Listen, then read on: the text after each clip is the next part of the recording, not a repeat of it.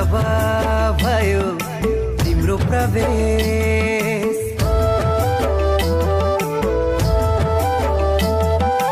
तिमी भित्रै हराउन म पनि त भए विवश। यस्तो लाग्छ आज भोलि जब सुन्छु तिम्रो बोली,